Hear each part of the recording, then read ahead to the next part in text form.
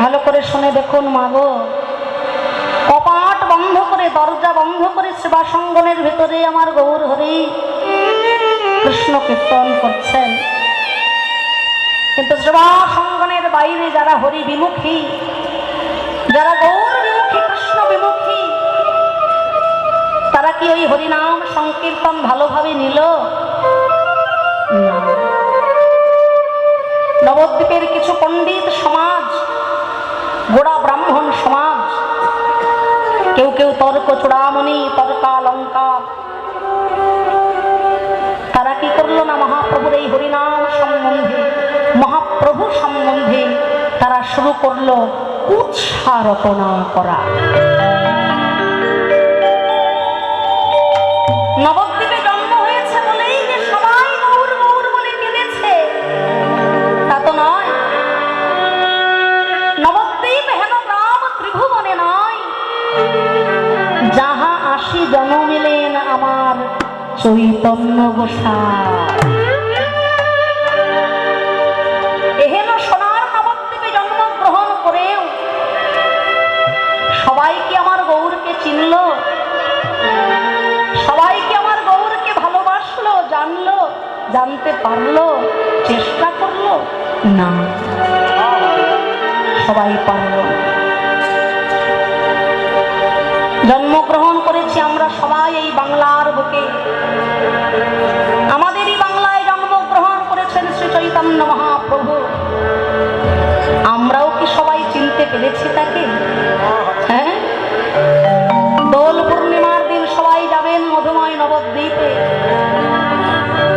দেখতে পাবেন লক্ষ লক্ষ বিদেশি ভক্ত খালি পায়ে দুটো হাত তুলে হা গৌর হরে কৃষ্ণ বলে তারা নিচে বেড়াচ্ছে। আর আমরা ওই দোল পূর্ণিমার দিন আমাদের ঘরের ছেলের হাতে, আমাদের সন্তানের হাতে একটা মালা তুলে দিয়ে বলি না, বাবা চৈতন্য মহাপ্রভুর আজকে আবির্ভাব তিথি, তার গলায় একটা মালা পরিয়ে দাও, বলি বাবা। অথচ যীশু খ্রিস্টের জন্মদিনটা আমাদের কারোর ভুল হচ্ছে না। তো কদিন আগে 25শে ডিসেম্বর কেক খেতে কে কে বাকি আছেন হাত তুলুন তো দেখি। সবাই খেয়েছে, হ্যাঁ, কারোর কেক খেতে বাকি নেই। সবার আমাদের মনে আছে 25শে ডিসেম্বরের কথা। সবাই ধুমধাম করে পালন করেছি, সবাই কেক খেয়েছি, সবাই আনন্দ করেছি। হ্যাঁ, আমি কিন্তু অন্য ধর্মকে ছোট করার জন্য কথাটা বলছি না। আমাদের সনাতন ধর্মের নিয়ম হচ্ছে প্রত্যেকটা ধর্মকে সম্মান করা, ভালোবাসা। কিন্তু তার মানে এই নয় অন্য ধর্মকে সম্মান করতে গিয়ে নিজের ধর্মটাকে আমরা জলাঞ্জলি দিয়ে ফেলবো। সেটা কি ঠিক? হ্যাঁ, সূর্য উঠলো আমাদের ঘরে, আর সেই সূর্যের আলোয় বিদেশিরা হয়ে গেল আলোকিত, আর আমরা পড়ে গেলাম মায়ার অন্ধকার। আজকে বিদেশিরা আমাদের ভালো জিনিসগুলো নিয়ে চলে গেল, আমাদের ধ্যান, মেডিটেশন, যোগা, আজকে তারা সেগুলো অ্যাপ্লাই করছে। আর আমরা একটা জিন্সের প্যান্টে যতগুলো ছেঁড়া ফাটা থাকবে তার মূল্য আজকে তত বেশি। ভেবে দেখুন না একবার, একটা প্যান্টে যতগুলো ছেঁড়া ফাটা থাকবে তার দাম তত বেশি। আবার মল ছাড়া পাওয়া যাবে না, যেখানে মলে। কি আমাদের শিক্ষা, কি আমাদের সংস্কৃতি! আমরা হাতে তালি দিয়ে গান গাইছি, কৃষ্ণ করলে লীলা, আমরা করলে বিলা। কি আমার ধর্ম! নিজের ধর্মকে আমরা অবলীলায় মাটিতে নামিয়ে আনছি। কিন্তু অন্য ধর্মে দেখুন তো, তারা নিজেদের ধর্মটাকে কোনোদিনও ছোট করে, কোনোদিনও অবহেলা করে না।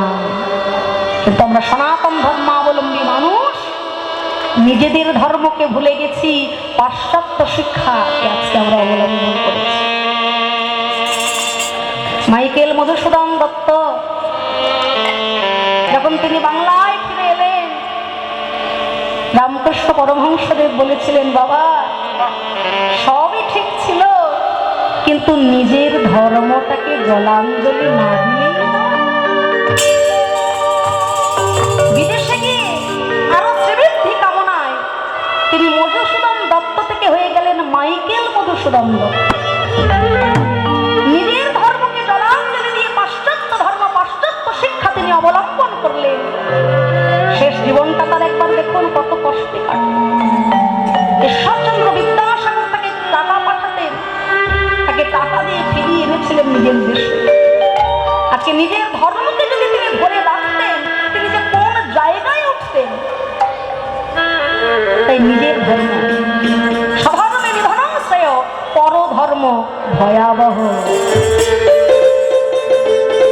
আমি অন্য ধর্মকে সমালোচনা করার জন্য কথাটা বলছি না, আমার বলার উদ্দেশ্য এইটুকুই, অন্য ধর্মকে ভালোবাসতে গিয়ে সম্মান করতে গিয়ে নিজের ধর্মটাকে আমরা যেন জলাঞ্জলি না দিয়ে দাও।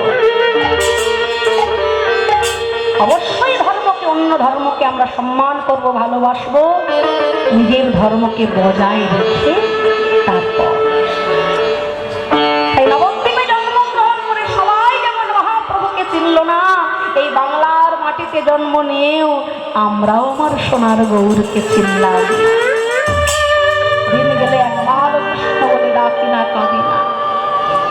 তাই সেই নদিয়া নবদ্বীপের যারা গোড়া ব্রাহ্মণ সমাজ তারা চিৎকার করে বলে উঠলে, এই যে ভাই, দিন নেই রাত নেই, ঘরে ঘরে খোল করতাল পিটাচ্ছে, আর যাকে দেখো তারই কণ্ঠ জড়িয়ে ধরে বলছে তারা হরি।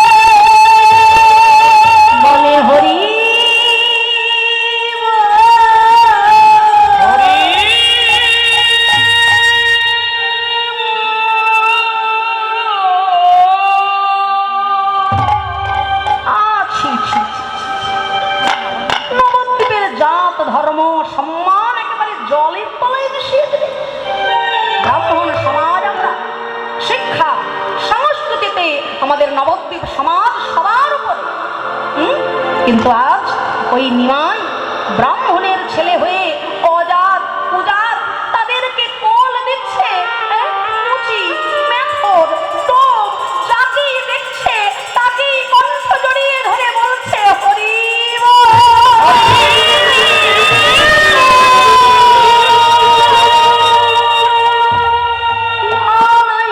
জাতের বিচার করে না,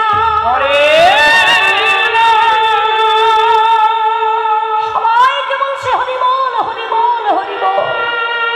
আবার বলে মুচি হয়ে শুচি হয় যদি কৃষ্ণ ভজে, আর ব্রাহ্মণ হয়েও চণ্ডাল হয় যদি কৃষ্ণ তেজে। তখনকার দিনে দাঁড়িয়ে যেখানে নবদ্বীপের গোড়া ব্রাহ্মণ বাস, তর্ক চূড়ামণি তর্কালঙ্কার যাদের উপরে কেউ কথা বলতে পারত, তখনকার দিনে দাঁড়িয়ে মহাপ্রভু এত বড় কথাটা প্রচার করেছিল। কত বড় বুকের পাটা থাকলে কথাটা বলা যায়, মুচি হয়েও শুচি হয় যদি কৃষ্ণ ভজে। আর ব্রাহ্মণ, আমি ব্রাহ্মণ, লোকে আমাকে প্রণাম করে, অনেক সম্মান করে, আমি বর্ণশ্রেষ্ঠ, তাই তো? ব্রাহ্মণ হলো বর্ণশ্রেষ্ঠ।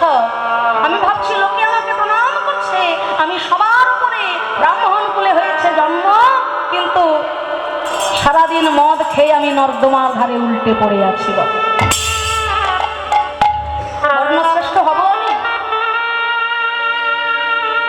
কিন্তু একটা মুচির ছেলে, একটা নিচু জাতের ছেলে, সে যদি দিনের শেষে দুটি নয়ন জলে বুক ভাসিয়ে হা গৌর হা গোবিন্দ তোমার, সেই নিকৃষ্ট কুলে জন্ম ব্যক্তির হৃদয়ে যদি কৃষ্ণ প্রেম থাকে, ভক্তি থাকে, নয়নে যদি প্রেমের অস্ত্র থাকে, ওই মদ খেয়ে নর্দমার ধারে পড়ে থাকা ব্রাহ্মণের চেয়ে সেই নিকৃষ্ট কুলে জাতির হাজার উপরে স্থান। ব্রাহ্মণ বলে শুধু জন্ম নিলেই হবে না, ব্রাহ্মণের কর্ম করতে হবে আমাদের। ব্রাহ্মণের কর্ম কি? শ্রীমদ্ ভাগবত বলছে, একজন আদর্শ ব্রাহ্মণের কাঁধে যে পৈতেটা থাকে, সেই পৈতেতে কটা সুতো থাকে বাবা? বাহ, এখানে তো অনেক ব্রাহ্মণ রয়েছে, এক কথাই বাবা উত্তর দিয়ে দিলেন, 9টি সুতো। এই 9টি সুতো কিন্তু এমনি এমনি নয়, 9টি গুণ বিশিষ্ট এই সুতো। ব্রাহ্মণ তার কাঁধের পৈতে যতবার দেখবে 9টি গুণের কথা সে মনে করবে। 9টি গুণ কি? শ্রীমদ্ ভাগবত বলছে, সম, দম, তপ, শৌচ, ক্ষান্তি, আর্জবমেবচ, জ্ঞানম, বিজ্ঞানম, আস্তিক্যম, ব্রহ্মধর্ম স্বভাব। সম মানে অন্তর ইন্দ্রিয়কে সংযম করা, দম বহিরিন্দ্রিয়কে সংযম, তপ তপস্যা, ক্ষান্তি ক্ষমা করা, আর্জবমেবচ সরলতা, জ্ঞানম শাস্ত্র জ্ঞান, বিজ্ঞানম শাস্ত্রের অতীত জ্ঞান, আস্তিক্যম বিশ্বাস। এই নবগুণে তবে হয় ব্রাহ্মণ। এই 9টা গুণের মধ্যে কিঞ্চিত কিঞ্চিত রূপেও যদি কোনো ব্রাহ্মণের মধ্যে থাকে, সে হবে বর্ণশ্রেষ্ঠ। নচেত ব্রাহ্মণ কুলে জন্ম নিয়ে সারাদিন মাতাল হয়ে ঘুরে বেড়ালে তাকে কোনোদিন বর্ণশ্রেষ্ঠ বলা যায় না। তাই মুচি হয়েও শুচি হয় যদি কৃষ্ণ ভজে, আর ব্রাহ্মণ হয়ে চণ্ডাল হয় যদি কৃষ্ণ তেজে। এত বড় কথাটা সহ্য করতে পারলো না তখনকার দিনে গোড়া ব্রাহ্মণ যারা, তারা চিন্তা করলো, এই যে ভাই, যে কোনো প্রকারে ওই নিমাই বেটার হরিনামের একটা প্রতিবিধান আমাদের করবে। কি প্রতিবিধান করবে ভাইয়া? কি করবে? হ্যাঁ করে তাকিয়ে থাকলে হবে? আরে বাবা, নিম গাছের তলায় জন্ম হয়েছে বলে সোহার করে সবাই নাম রেখে দিল নিমা। তাই তো মা বলি, নিম গাছের তলায় জন্ম হলে কারোর নাম যদি নিমাই হয়, তাহলে যদি কারোর জাম গাছের তলায় জন্ম হয় তাহলে তার নাম কি হবে? জামাই।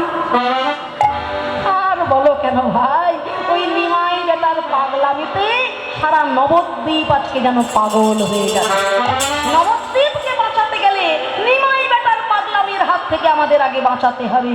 তাই চলো সবাই মিলে আমরা দল বল বেঁধে যাব চাপাল চন্দ্র সিদ্ধান্ত বাগীশের কাছে।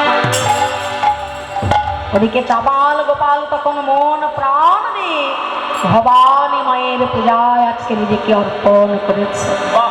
কালী ছাড়া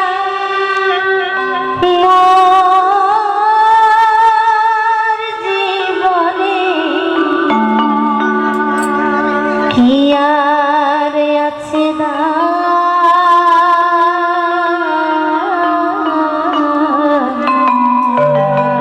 কালী কালী না আমার সর্বঙ্গে লিখে দিও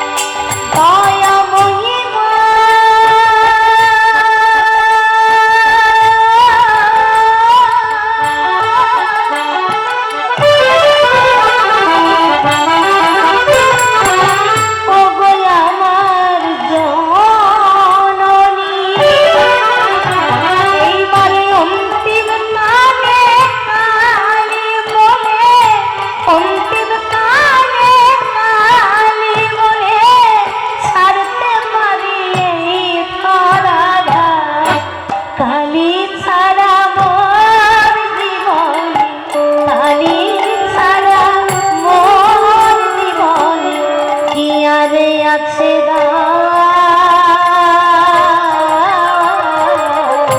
কালি কালি না আমার সর্বঙ্গে লিখিয়ে দিও কালি কালি নাম, আমার সর্বঙ্গে লিখিয়ে দিও কালি কালি নাম। জয় জয় মা ভবতারিণী কি, জয় জয় জয় মা ভবতারিণী কি, জয় জয় জয় মা ভবতারিণী কি। জয়। পূজা শেষে যেই না চাপাল বাইরে বেরিয়ে এসেছে, অমনি ব্রাহ্মণ সমাজ ঘিরে ধরলো চাপালকে। এই শোনো, একটা বিশেষ কথা বলার জন্য আজকে আমরা এসেছি তোমার দরবারে। বলুন বলুন ব্রাহ্মণগণ, আমি আপনার কি সেবা করতে পারি? শোনো চাপা, দিন রাত ধরে দরজা বন্ধ করে তুমি যে ভবানী পূজায় ব্যস্ত হয়ে রয়েছ, ওদিকে নবদ্বীপের বাইরে কি হচ্ছে তুমি জানো না? ওই নিমাই বেটা ব্রাহ্মণের কুলে জন্ম গ্রহণ করা সত্ত্বেও উঁচি মেথর ডোম অস্পৃশ্য ছোট জাতিদের কোল দিয়ে সদাই বলছে বদনে, বলে হরি